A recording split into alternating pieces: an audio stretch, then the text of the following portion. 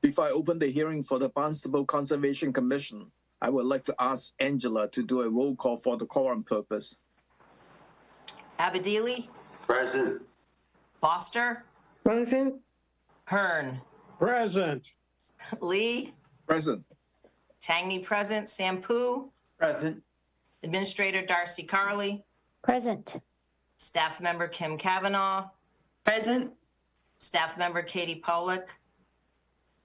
No, she's not here. Okay, Agent Ed Hoops. Present. We have a quorum. Thank you. Acting under the provisions of Mass General Law, Chapter 131, Section 40, and or Chapter 237 of the Code of Town of Barnstable, the Barnstable Conservation Commission will hold a public hearing on Tuesday, September the 17th, 2024 at 6:30 p.m. for the applications of Lev Ludens, Kenneth and Patricia Rondell. The hearing is being recorded and broadcast on the Town of Barnstable's Government's Access Channel. The plans and application are on file and may be reviewed by scheduling appointments by sending email requests to Darcy Curley at 230 South Street, Hyannis. This meeting is being recorded and broadcast on the Town of Barnstable's Government's Access Channel. In accordance with the Mass General Law, Chapter 38, Section 20, please let the chair know if anyone is recording this meeting. Hearing none. This evening's hearing agenda is posted on the town's website. On the agenda next to each application is the amount owed to the Town of Barnstable for the cost of advertisement. Please send your checks to the Conservation Division at 230 South Street before the hearing. Remote participations. The Conservation Commission's public hearing will be held by remote participation as a result of an act extending certain COVID-19 measures adopted during the state of emergency cited by the Governor on March 29, 2023, suspending certain provisions of the Open Meeting Law. Remote public access to this hearing shall be provided in the following manner. 1. The hearing will be televised by Xfinity Channel 8 or High Definition Channel 1072. It may also be accessed via Town of Barnstable's Government's Access Channel.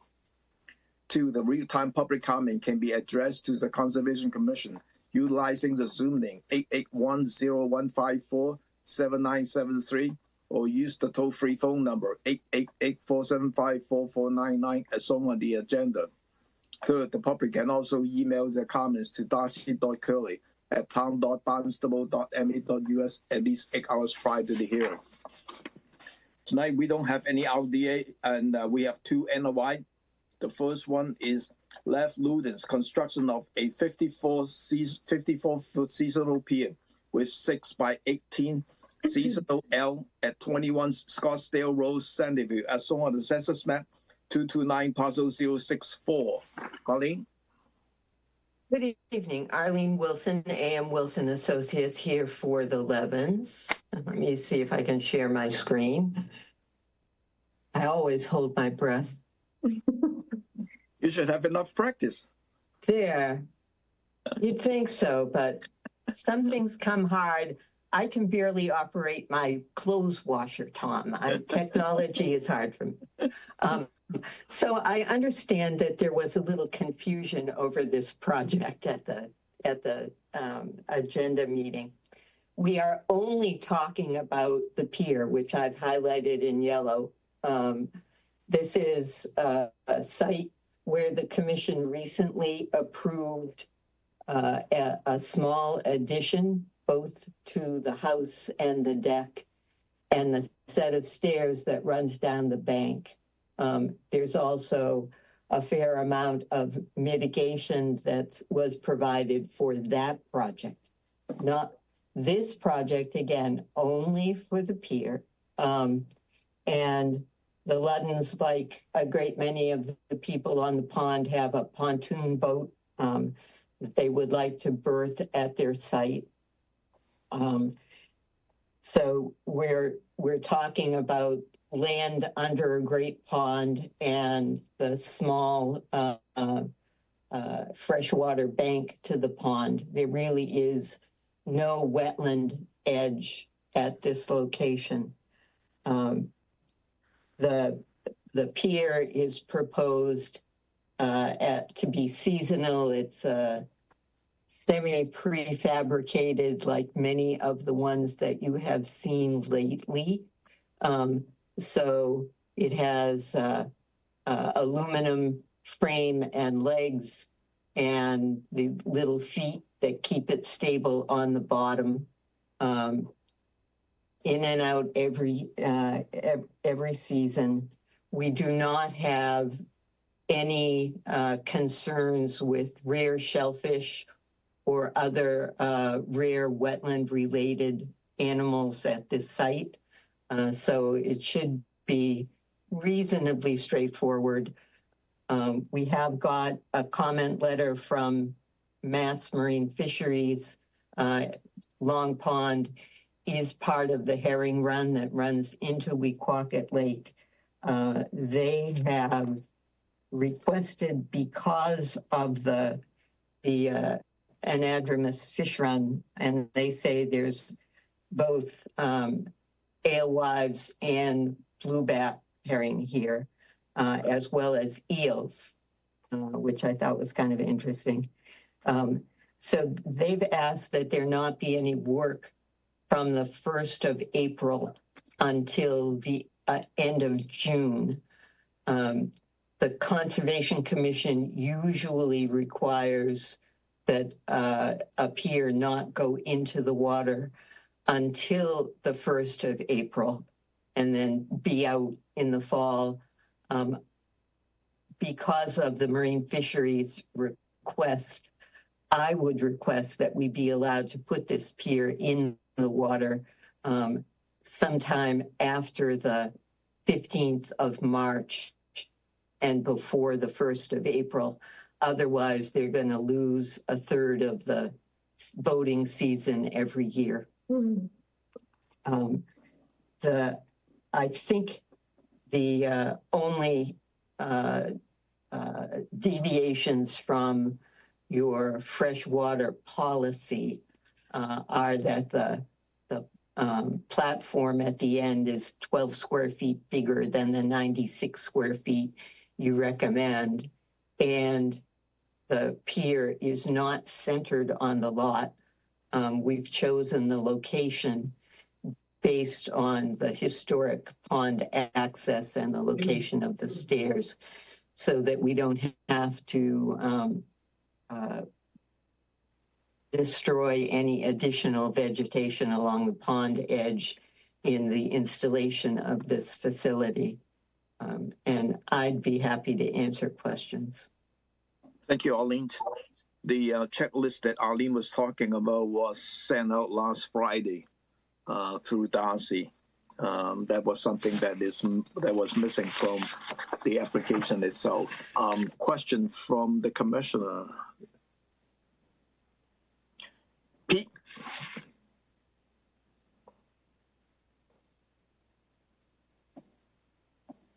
I think now, can you hear me? Yes. Yeah. Good. Ms. Wilson, just sort of as a quick question, a pontoon boat doesn't draw that much water, correct? That's correct. Is, again, you can explain the reason, but if you could, for us and the public, why do you have this pier going out to a depth? What will be the depth at the end of this pond? Is it a full 6 feet? Does the water go all the way up to elevation 25? Can you please comment on that? Sure. Long Pond, being one of the smaller great ponds and sort of downstream on the system, is subject to rather wide variations in the water elevation from year to year and even through the season. So when this survey was done, which is a little more than a year ago now, the water level was quite high. The record edge of the pond that is on the subdivision plan, you can see, is down at elevation 23.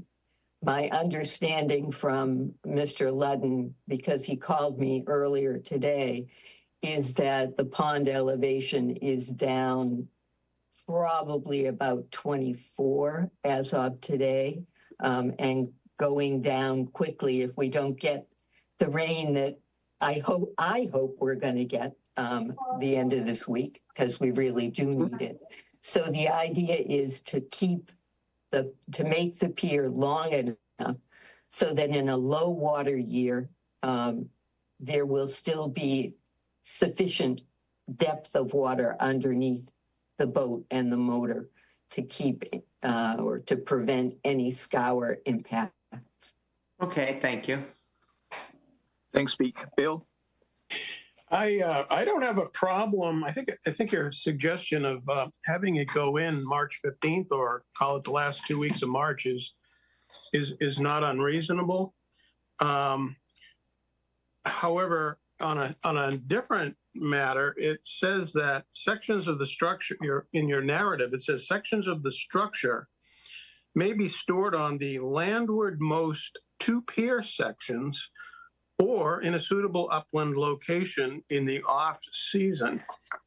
And our freshwater guidelines for docks and piers, it says pier sections should be stored in upland location and not in the buffer zone. So I think that we should want it to be, out of the 50-foot buffer.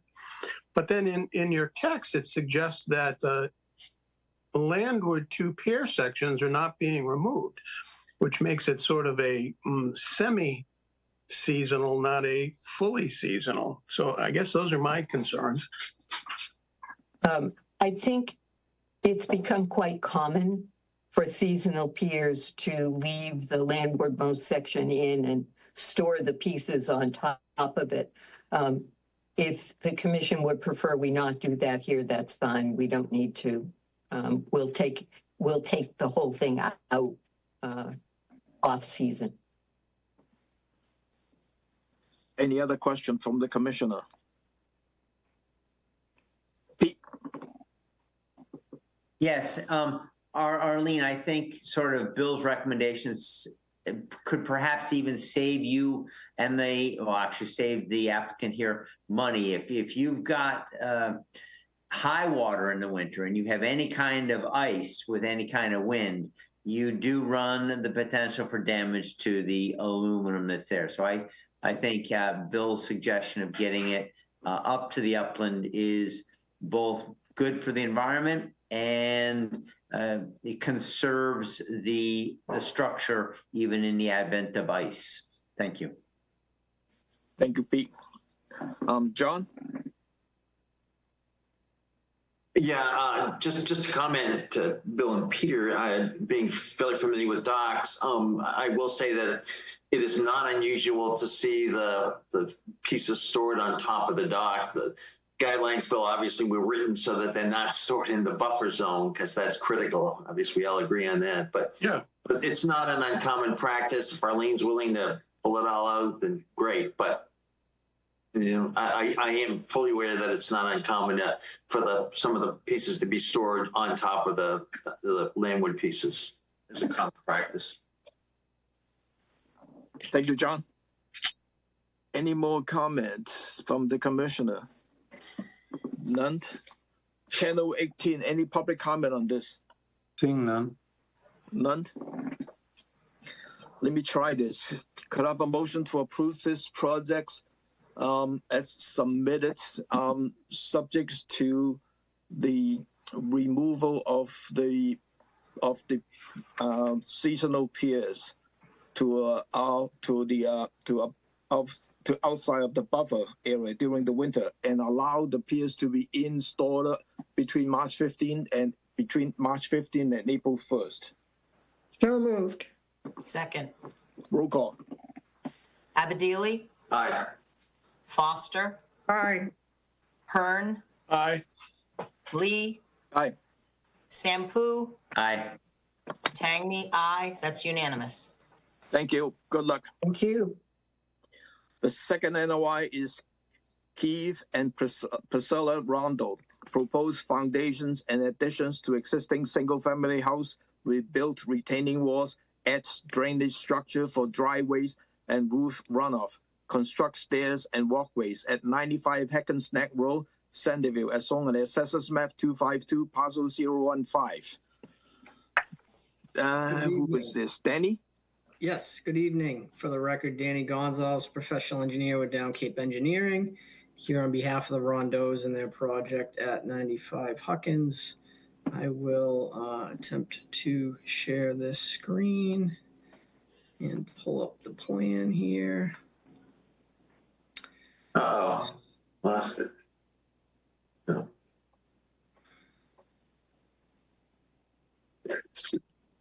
All right. So this project was, or a similar project to this was before the commission back in 2017. That order is still outstanding due to the COVID tolling. But what we're here is for very similar but different project. We are going to kind of renovate the existing building as well as bump out with some additions over some deck spaces. The only addition that is not over an existing deck space is in this corner over here, the southeast corner there. The work is within the 50-foot buffer to a BVW that borders Wequaquet Lake to the west. As part of the work, we are proposing to redo some of these kind of retaining walls that are in poor condition.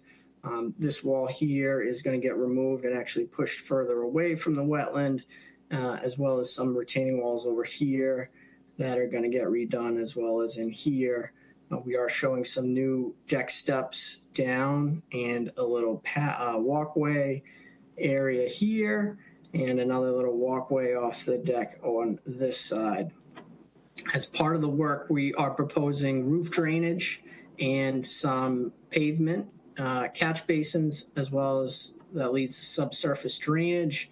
I don't know if you've been to the site, there's a ton of water that runs down here and kind of erodes away this land. It's very, very steep. So we feel like the drainage will be a big improvement for that condition. As part of this proposal, we are looking and proposing to remove a good amount of pavement in this area. And net, we're looking at a reduction in hardscape within the 50-foot buffer to that BVW. A little bit of an increase within the 50 to 100, but a nice decrease within that 50-foot buffer, which we know is sensitive. So no work was done under that previous order. What they realized when they kind of went to go and actually construct that thing or get some bids is that the foundation is actually in poor condition. So they want to pour a new foundation under this structure. They're lift it up, put it back on the new foundation, as well as some expansions on top of that. So with that, happy to answer any questions. I know there was maybe a little bit of confusion or discussion about, kind of the changes.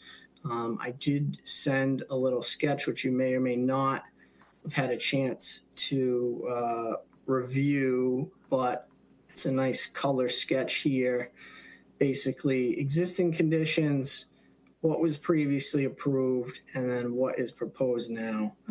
Just so you can kind of get an idea of what we're trying to do. But again, happy to answer any questions that you may have. Danny, a couple of things that I just want to mention before I forgot. When you're talking about the rebuild of the retaining wall, normally we would need the top of the retaining wall. I know some of the retaining wall is existing, but we still need the top of the retaining wall elevations so that we know what it is. Sure. The other things too, we need some dimensions, because some of the confusions maybe from me, because without dimensions from the previous permitted drawing compared to this drawing, there is some confusions to me in terms of how big of an expansion are you talking about, and the foundations. In the existing foundations, under the game room area, I think you were talking about as a Oh, it's a brick foundation or something like that. Now you want to pour it as a concrete. Am I right? Yes, it's a block. It's a concrete block foundation now, and they're proposing a poured concrete foundation. Yes. So I just want to clarify that as far as, it wasn't clear from the application itself. So, question, John?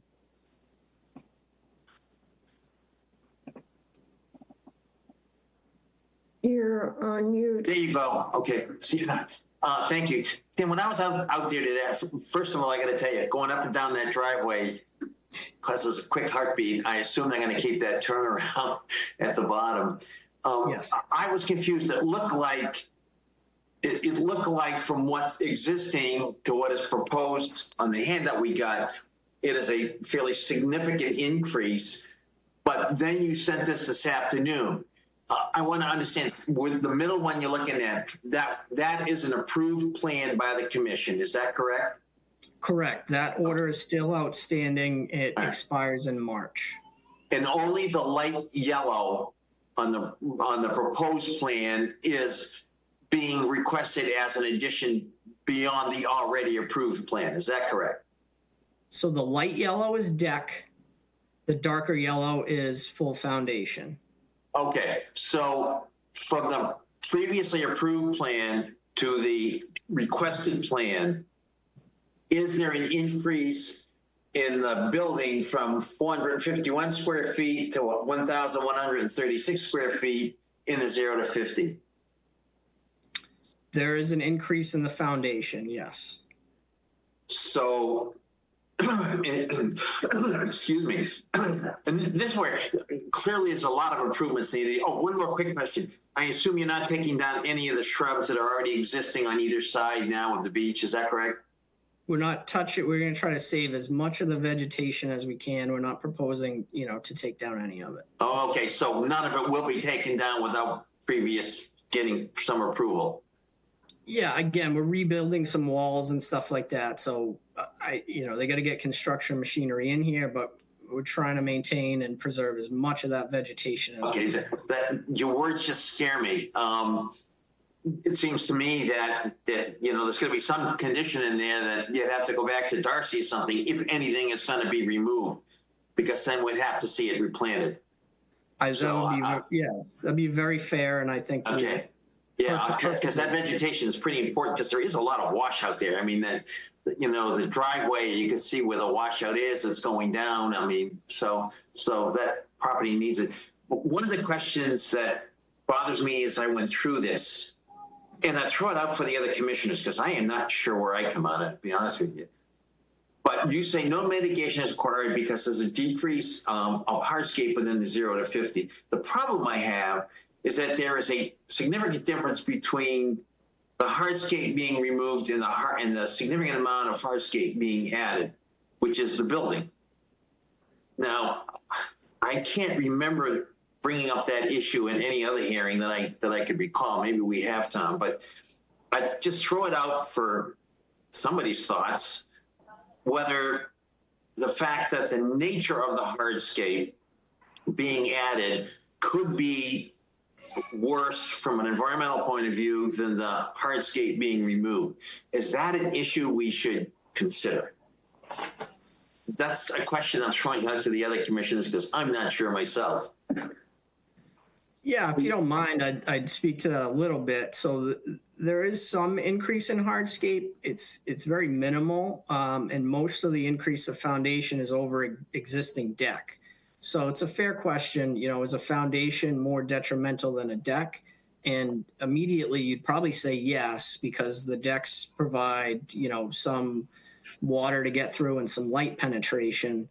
The application on this site, though, is there are a lot of trees on here. There's not a ton of light that's getting through that deck now.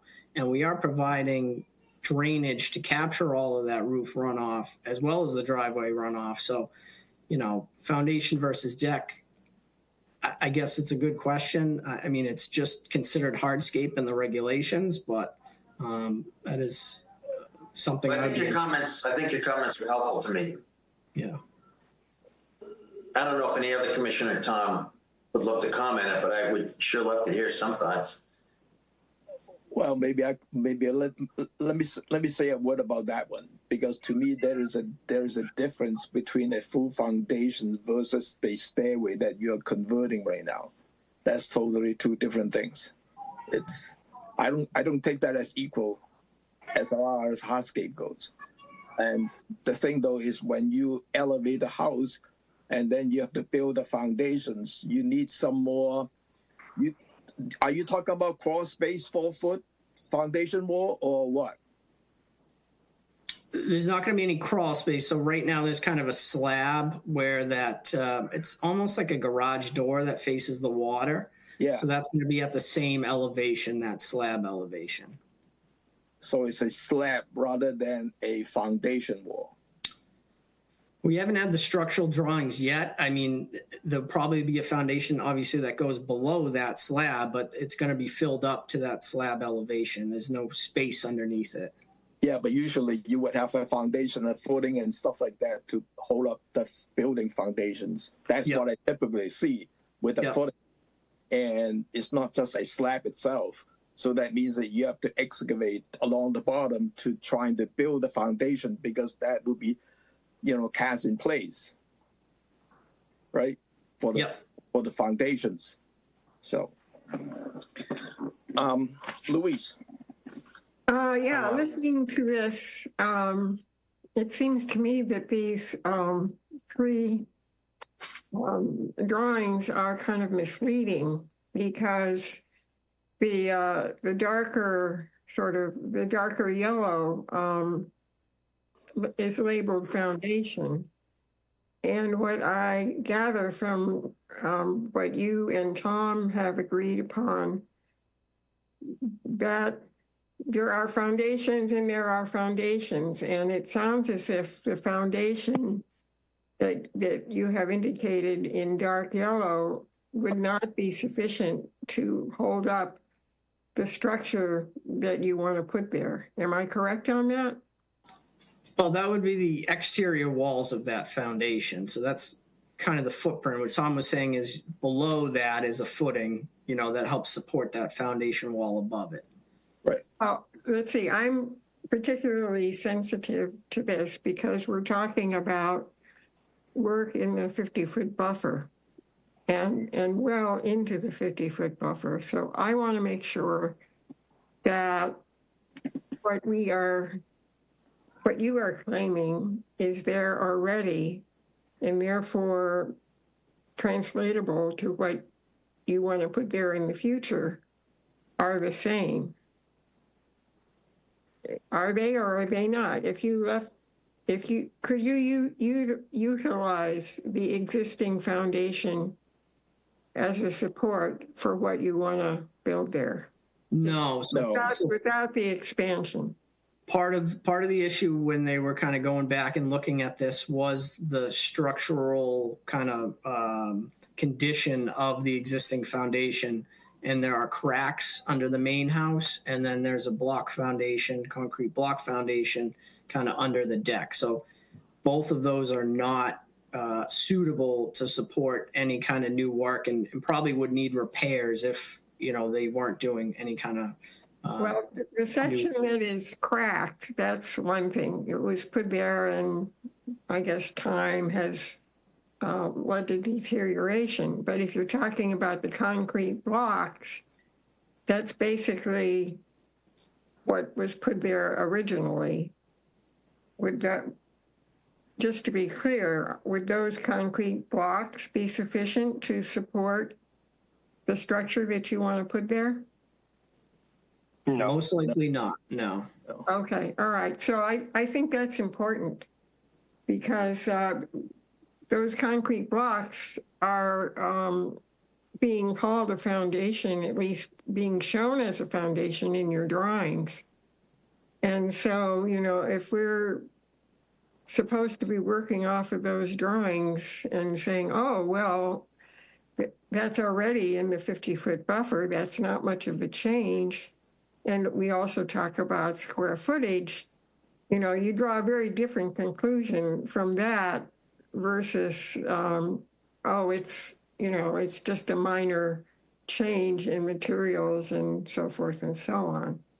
So, so that's my concern. And I'm concerned about doing something major that increases the incursion into the 50-foot buffer. Thanks. Thanks, Louise. Peak.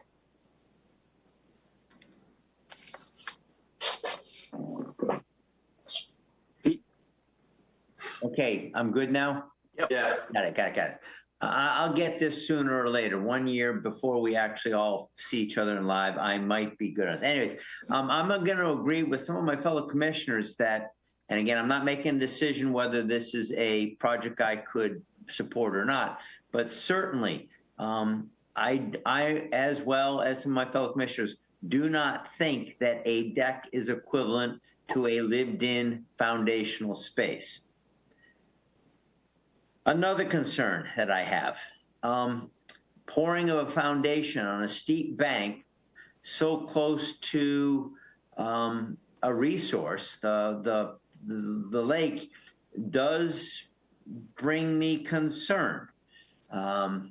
The applicant's agent here has mentioned some benefits that are being made here with respect to catching runoff and trying to limit the current erosion that's there.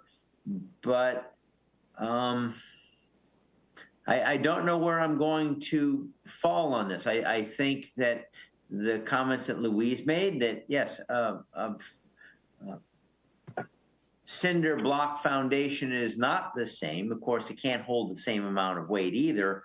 But again, a deck isn't like a part of a house. I don't want any kind of precedent here that is saying that a deck somewhere around a house can easily be made into the expansion of a house. I do understand that we've got some structural concerns with this house that need remedy, and a poured foundation, having had that in an old house of my own, a poured foundation provides superior stability to the structure. So I do understand that, and possibly the need for that to happen on some of these walls that are not holding as they were hoped to. But I'm going to reserve my final judgment until I hear from my other commissioners and things. Thank you. Thank you. Point of discussion? No, not yet. Bill? Okay. Yeah, I'm concerned about a precedent. And yet, let me just start by saying, I did not visit this site, but I did look at the plans. I studied the plans, and I looked at those photographs. There's several very nice photographs in the application package, in the NOI package. And I was left, I don't know. I'll tell you what, I'm speaking sort of to John Abadili here. I looked at this and I went, there's a lot of deck and blah, blah, blah. And it really doesn't look like there's a meaningful change in the footprint. Now, the quality of the footprint is, that's what we're talking about. Does deck equal foundation? But when I'm looking at something like this, I'm looking at two things in particular that we want to protect. One is we want to protect vegetative buffer. We want to make that 50-foot buffer be able to filter sediment, nutrients, blah, blah. And I'm thinking, well, if it's totally covered up and it's a deck and, you're not going to have a vegetated buffer, you're not really going to be, it's not going to, it doesn't seem like it's going to significantly reduce the quality of the vegetated buffer. And then I think about wildlife, and I'm thinking, I don't see where the wildlife are being affected. There is runoff control. I thought, good thing. And you've got, some reduction in the driveway. And when it said, well, there's no difference in the footprint, I'm like going, I almost wanted to, I don't believe that. It looks bigger. And yet, I really like these three pictures that I'm looking at right now with the two colors of yellow, because it really shows more or less what the difference is. And I'm like thinking maybe it isn't that big of a difference, that the wildlife effect seems not significant. The vegetative buffer does, but at the same time, I'm left going, precedent. I don't want to be the one to say, oh, let's just go along with this. My gut is telling me it's probably okay, but I don't want to get tripped up down the line for having set some precedent. But those are my scattered thoughts. Angela?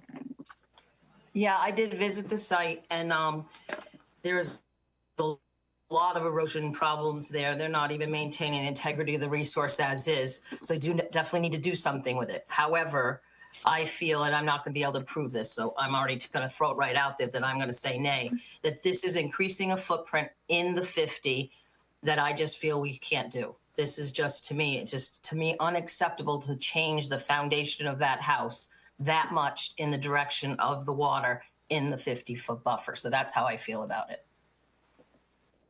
Thanks, Angela. My initial thought, well, John, go ahead. No, go ahead, John. Please, go ahead. My initial thought when I first look at this project is when I was looking at it is like, now we're trying to preserve the 50 buffer as much as possible, understanding the existing house is already partially in the 50s. Now the applicant is trying to propose to put more foundation into the 50s, knowing that the existing playroom or game room and the basement there, it's in bad shape. It needs some repair, but I don't want to go into the full foundations and whole 9 yards in terms of more intrusion into the 50. If you look at the pictures, there's not much buffer in there. If you look at the pictures, I don't know whether Danny showed the picture, but when we share the pictures, when we in the agenda meeting and stuff like that, it's pretty much bare in front of the house on the beach side. There's nothing in there. So that is a cautious to me. That's why I kind of like, I think there's more mitigation that is needed than what is being proposed at this point. The other thing is that if you're doing that foundations, as what Danny was talking about, you are looking at, ejecting the house up and then put the excavations around it in order to build the building footing. So that means you need at least 3 to 4 feet outside of the building envelope to build that footing. So on the drawing itself, it doesn't show you the work limit line for the house and all that protocol stuff. So that's why it's kind of cautious that there's a lot of detail that is not missing from this application. John? Thank you. Could you, on this picture, because I tried to find exactly where the new house would end on the water side, but I didn't see any stake showing that. Danny, could you give, relative to, say, the wall we're looking at, how far back would the new house begin from that wall? Yeah, it's 2 inches away from the BVW, than this deck overhang. So Okay. basically within the same footprint, we're actually 2 inches. It's not significant. I didn't mention it, but we are getting a little bit further away from that BVW than the existing kind of footprint of this deck. Of the deck.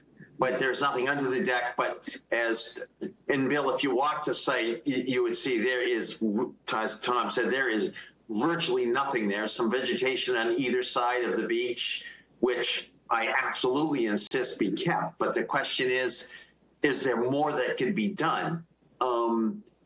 If we allow this, it's clear to me that work is necessary, as Peter said. I agree with that. And I agree they need a new foundation. The critical issue is whether that new foundation is existing where it is now in block form, or whether we're allowing this increase in the foundation, further intrusion into the 50, as Angela said. But right now, there is nothing there. There's no environment. It seems to me the environmental impact is not going to be significant because it's so bad right now. So my thought goes to, if we if we allow the extra wide footprint, or even if we require it to go back to where it is, can we get some kind of mitigation to better protect that pond? That's what I'm struggling with. I think Tom basically said that too, by the way, if I'm not mistaken. But you said it better than me. I'm not sure, but thank you. Louise? Well, I just, excuse me, I would remind you, and I think Bill has said this from time to time also, you're putting in a hard structure. And that footprint is going to be there for a long, long time. And you're supposedly compensating for that with plants.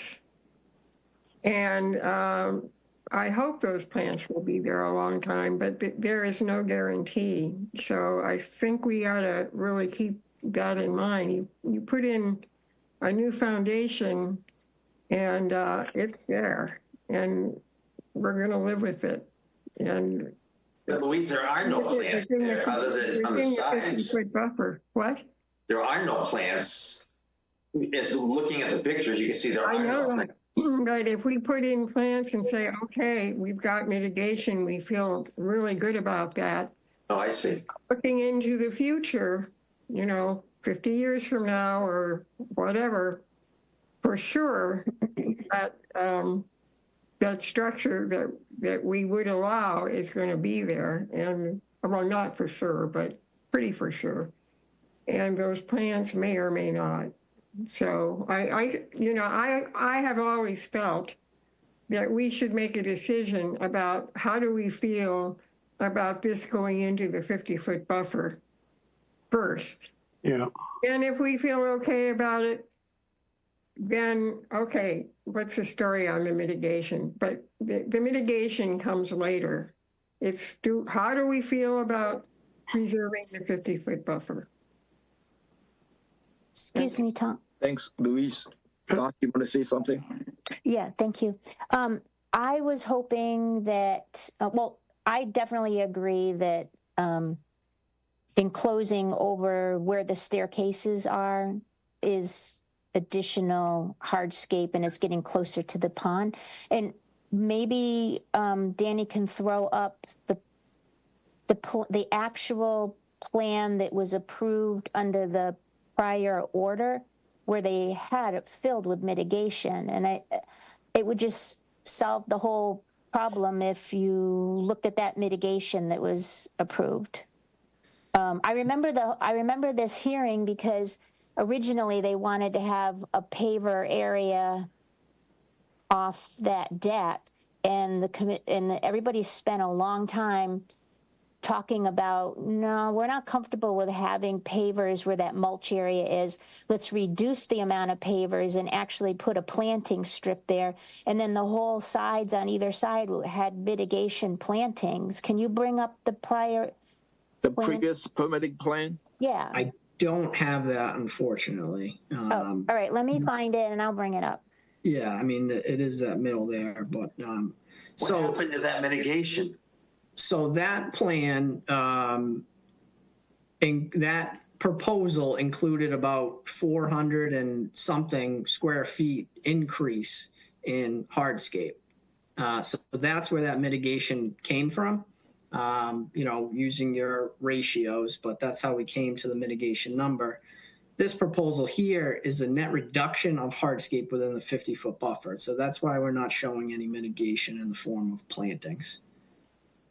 I was just saying maybe you could offer some of that. I understand you're reducing the size of the proposed driveway now, but with this actually being hardscape that's closer to the pond, that you might be willing to offer additional mitigation. And you already have a plan that was, some time was spent on drawing. Let me see if I can find it. Here we go.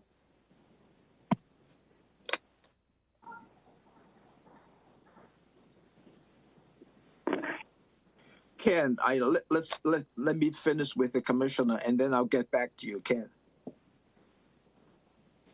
Thank you. Let's see.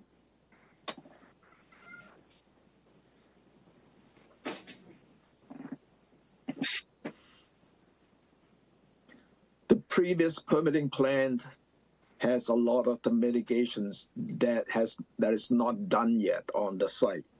So one of the issue would be like, what is the conditions under that previous permitting plans? What status and how are we going to, whether to merge the two together or what? That's something that we need to look at too. Yeah, this is the previous permitting plan.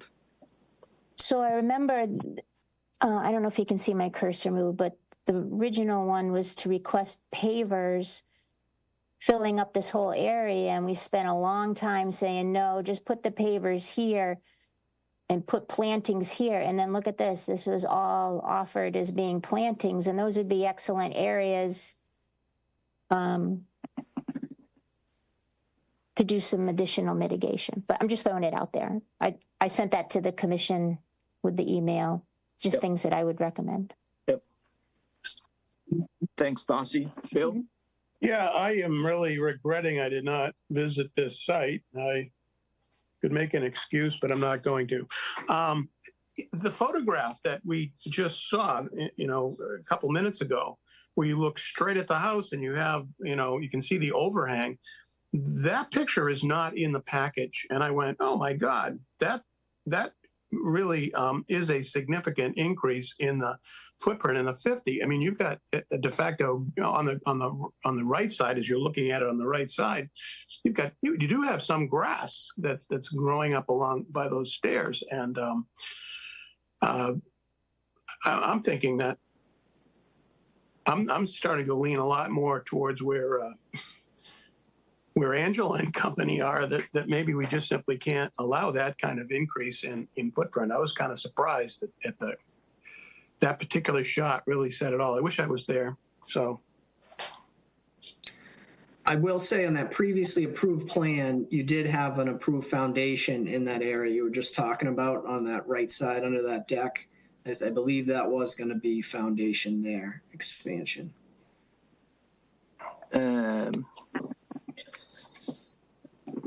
When I look at it this afternoon, when I look at the previous permitting plan, it wasn't clear what kind of foundation are you proposing.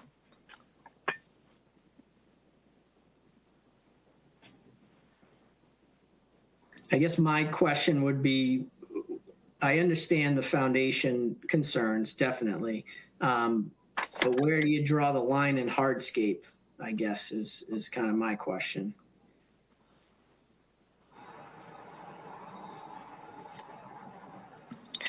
Angela has her hand up. Can I say something, Bill? I did see the site, and I wasn't here in 2017, and it seems to me now they brought up the old plan. A lot of mitigation was put out there for you to get more hardscape and a bigger foundation in the 50-foot buffer. I don't know how that happened. I wasn't on a commissioner then, but it looks like now that wasn't enough and you want even a little bit more, and I'm really having trouble with this, even with looking at the old plan.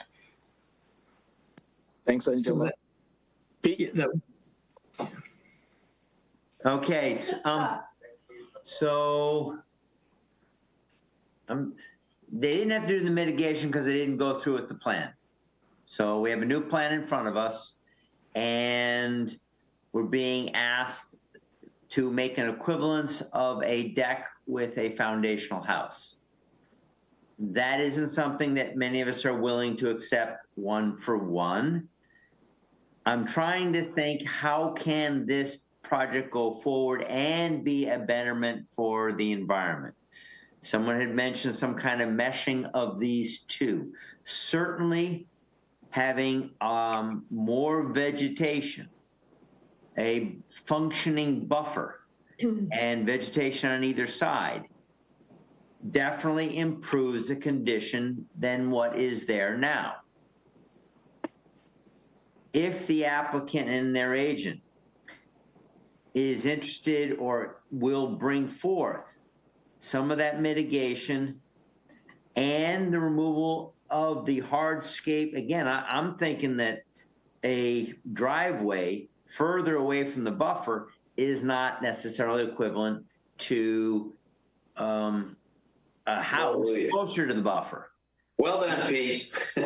What's that? Well done. That's the point I was trying to make. Right. Exactly. But I think that if a bunch of planting is done, if we have a functioning buffer here, and we're capturing the roof runoff and we're limiting the erosion on this slope, I think the applicant and their agent can get this increase in that foundation. I'm thinking I would want to see a revised plan coming forth with defined mitigation, but I, at this point, think that it's doable for them to get a foundation here with some mitigation. That's where I'm leaning now, trying to get everybody happy. Maybe it's possible. Thank you. Thank you, Pete. Let me go to John, and then I saw some hand, but I'm not going into the public comment yet. So I'm just doing the discussions with the commission. So, John? Thank you, Tom. I think, Peter, your analysis was really right on. Because what's it, you could say, well, we don't want anything in the 50, we can't expand it at all, blah, blah, blah, and I understand that. But if in fact the proposal, a revised proposal along the lines, Peter, that you suggested, ends up with something that is environmentally better than what is there right now, and there ain't much there right now from an environmental point of view, it's a mess. If they came back with a revised plan, I could vote approval of that new foundation location with the mitigation required that we would end up with an environmentally better situation than what exists. So I think your analysis was quite right on, Peter. Thank you, John. Let me give Ken the chance to speak. Ken is the homeowner. Good evening, commissioners, and I appreciate your time and effort in this regard. The discussion has been very wide-ranging, and there's a number of things that I would like to insert to either assist you in clarifying some points, and I would highly encourage a visit to our site at our beautiful home on Huckins Neck Road. My wife and I have retired. My wife is in the restaurant business in New Hampshire, and hopefully she will retire soon. We're hoping to make this our permanent residence. It is not of a permanent residence type of a location right now, and these improvements will make it such. And in her business as a restaurant, we're the first ever environmental champion restaurant in the state of New Hampshire, and very proud to be so. We are very, very conscious of the environment. I do not intend to touch a twig within 15 feet of the lake. And I really don't like it when anybody does. Just that's a little bit of our background. A couple of things. Right now, the deck in the front of the house, along the front of the house, and I'm not sure that the commissioners are aware of this, but the previous owner to us, there's a garage door that faces the lake, and the previous owner to us used to store his boat under the deck, and that entire area beneath the deck as it exists today is a concrete slab. It's not just not open dirt. As far as things within the 50-foot buffer, and I apologize because I don't know all the commissioners' names, someone mentioned that they don't believe that replacing staircase with another deck or a foundation is quite the same thing. And I have to confess I'm not savvy to the rules, but to me, my understanding is hardscape is hardscape, whether it's decking, concrete slab, asphalt. hardscape is hardscape. And when I finish chatting, I hope that someone will clarify that for me. But for me, the removal of the pavement, a large, I don't know how many, Dan, my representative may be able to tell me how many square foot of pavement we're removing. I think the removal of the pavement, which has uneven type of runoff, removal of the pavement and replacing it with an area that's going to have drainage and drainage. I don't know what you call them, barrels or methods to carry the runoff. To me, in my layman knowledge, would be better than pavement with runoff of no of no consequence. And one other thing that I want to mention on this plan, if you're looking at the third one, and I discussed this with my representative, Dan, between the house, there's an S-shaped, between the house and the paved area, there's an S-shaped walkway with a straight retaining wall to the east of it. And I told them, they just staked this for me about 10 days ago. And once it was staked, I said, oh, there's some other things that can be done to improve the environmental impact.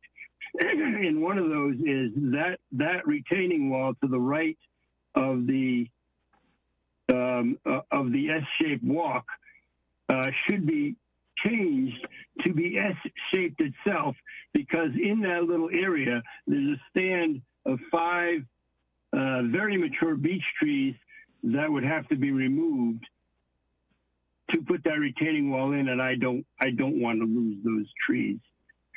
To me, I believe that our plan, as proposed, is a net improvement to the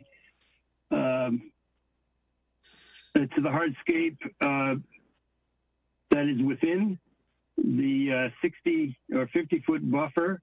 And the plan that one of the commissioners suggested that we overlay this plan with the original plan from 2017, and I agree with that 100%. There's hundreds of plants that were added on all sides of the building to make this a environmentally friendly addition. Thank you for your time. One other thing, we love the way it is and where it sits right now.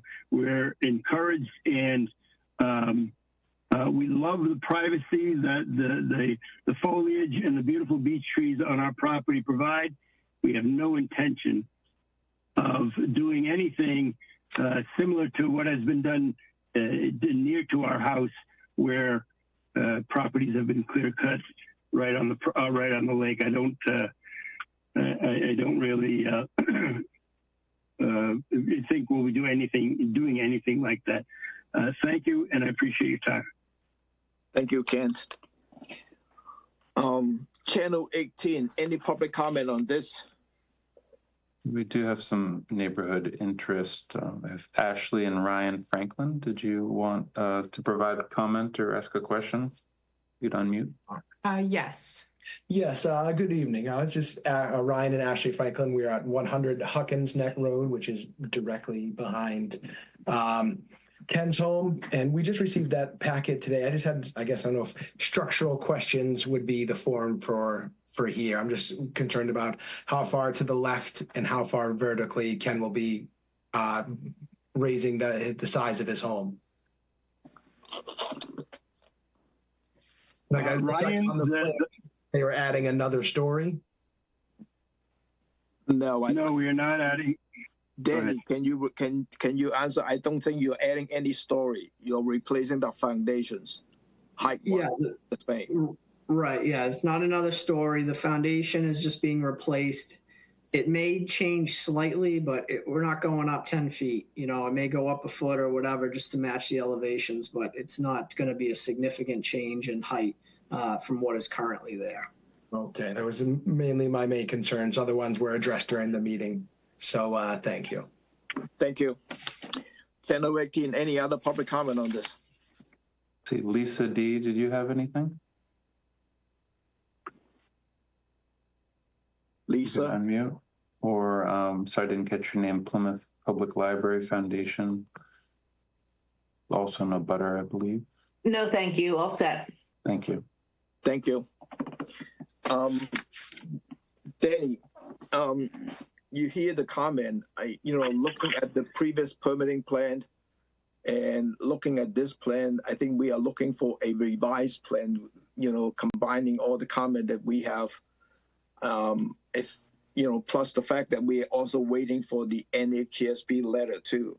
So we will need a continuance. Yep, I agree. That's a good idea. If you don't mind, I'd like to ask a question to the commission. I know there's talk about mitigation, and I'll speak with Ken about that offline, but you have very clear mitigation calculation requirements when you're increasing within these buffers. It seems like you want to see some sort of mitigation here.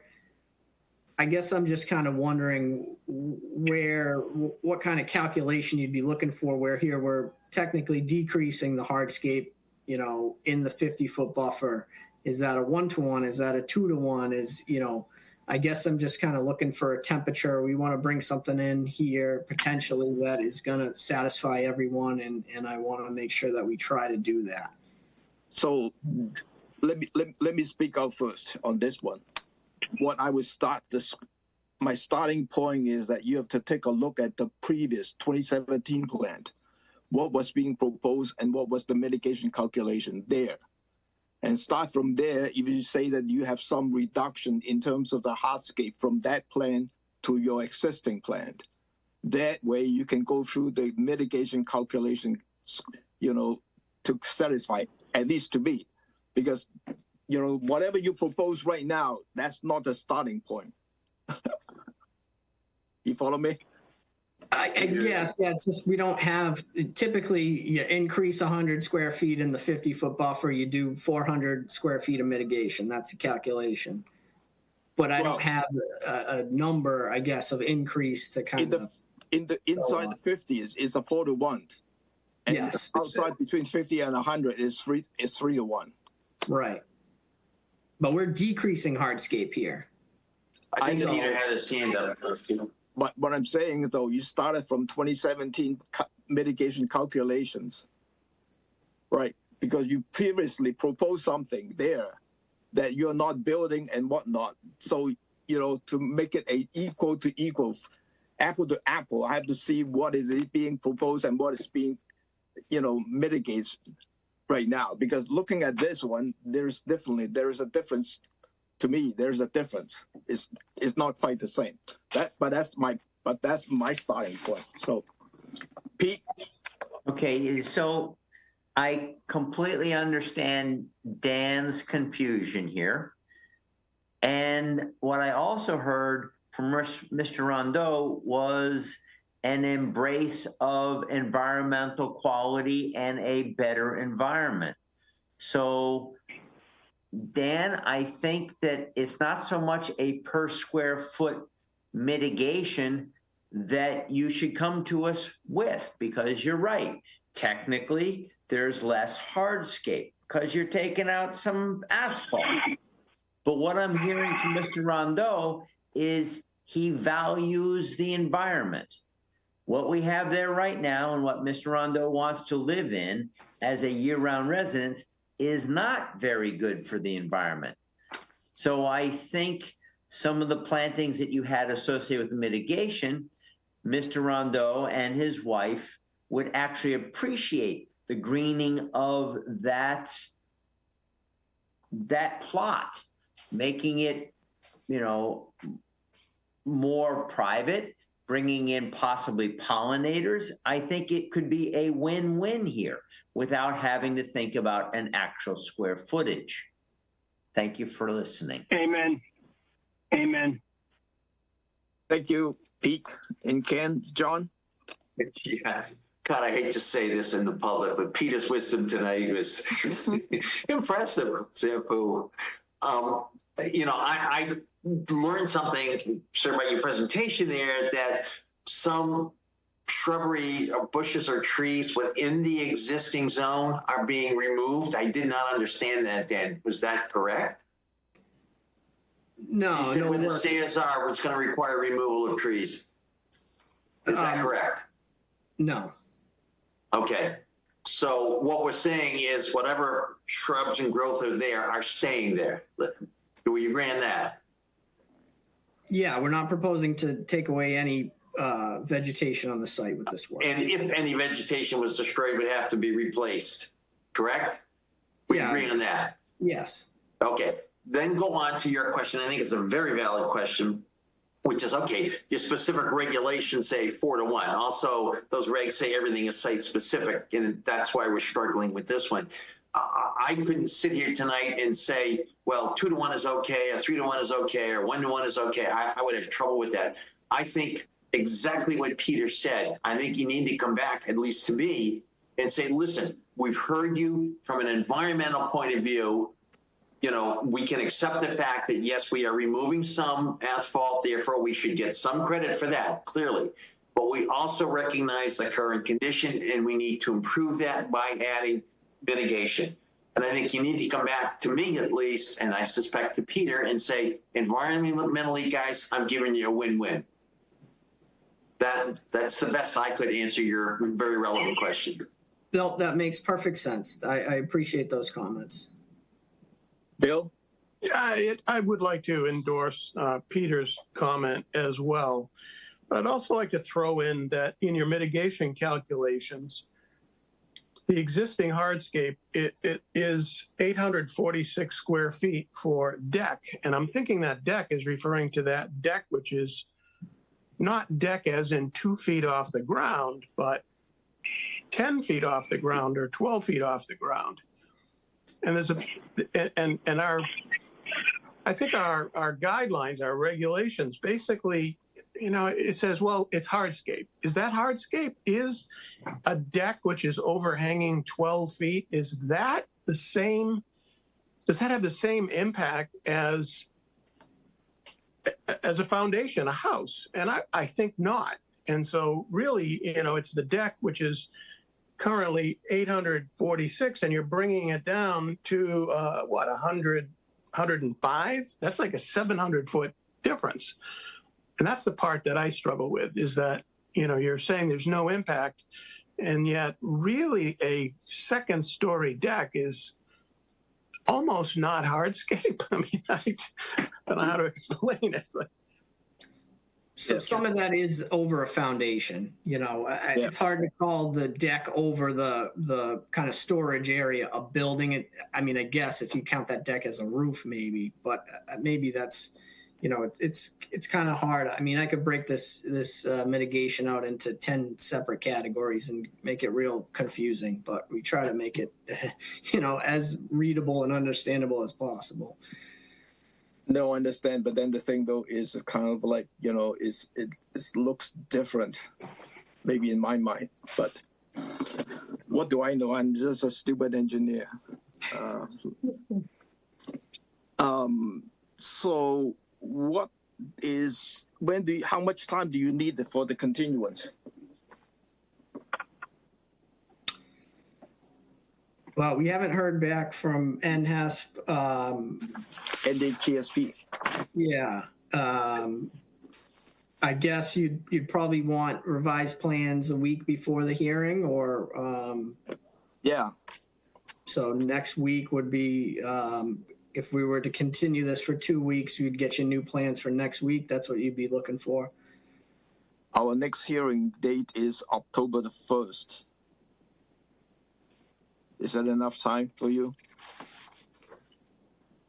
I believe so. Yeah, we'll stick with that. If we, I'll talk to Ken offline. If we decide we need more time, we can always, request the further continuance. But I think I understand where you guys are coming from, and I think we can get a plan together by then. Okay. Could I have a motion to continue this applications to October the 1st? So moved. Second. Roll call. Abadili. Aye. Foster. Aye. Hearn. Aye. Lee. Aye. Sampu. Aye. And Tangney. Aye. That's unanimous. Thank you. Thank you, Danny. Thank you, Ken. Thank you. Appreciate your time. Yep. Thank you. Appreciate your time very much. Thank you. Ken. We have one continuance. Joseph Jenkins, trustee, Bluff Point 1999 Trust number 2. The proposed project includes the removal of dislodged fiber road, installation of a 290 linear foot fiber road along the eroded sections, and nourishment over the fiber road to the beach area.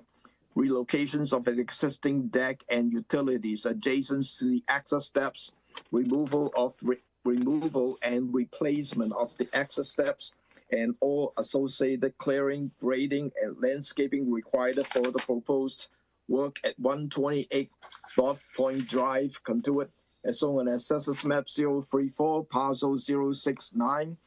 This is a continuance from September the 10th, waiting for the DEP number and the NHGSP number. And we have received the DEP number as SE3-6212, but we are still waiting for the NHGSP letter. Correct, Darcy? Yes, so I spoke with Jeremy, they understand that, and then I had recommended that he send an email if they're comfortable with October 1st continuance, but I don't see an email saying that, but Tim is here. he's there, okay. Oh, Tim is there, sorry. I'm here. I did speak with Jeremy and Seth earlier, and we were hoping that we would get the last minute email with the NHESP. I did speak with them. They said technically they had until the 25th, but they would try to get us the letter for tonight, and they're understaffed and very busy, so they were unable to get it to us. So we were just hoping, so I apologize to waste your time, but I guess what we'll be looking for is a continuance to your next hearing. October 1st. And I can get the paperwork refilled out again, requesting that continuance. Okay, thank you. Could I have a motion to approve? Could I have a motion to continue these applications to October the 1st, subject to the receipt of the NHSP letter? So moved. Second. Roll call. Abadili. Aye. Foster. Aye. Hearn. Aye. Lee. Aye. Sampu. Aye. Tangney. Aye. That's unanimous. Thank you. Thank you. And Darcy, just to let you know, I won't be here that night, but Seth will be here. Okay, thank you. Okay, thank you. Thank you very much. Have a good night. Good night. We have two sets of minutes, August the 13th and September the 3rd. I make a motion to accept the minutes for August 13th and September 3rd. Second. Roll call. Second. Abdili. Okay. Yeah, aye. Second and I. Foster. Aye. Hearn. Aye. Lee. Aye. Sampu. Aye. Tangney. That's unanimous. Our next hearing is October the 1st at 6:30. Could I have a motion to adjourn? I have a question first. Yep. Is it possible for me to somehow get a recording of this where Abadili gave me such praise? It'll never happen again. You better get it. Well, that's why I got. I don't blame you. So, yeah, motion to end this wonderful night. It's killing me. Tangney. Aye. Sampu. Aye. Lee. Aye. Hearn. Aye. Foster. Aye. And Abadili. I'd love to vote nay to continue this, but aye. Thank you much, Abbo.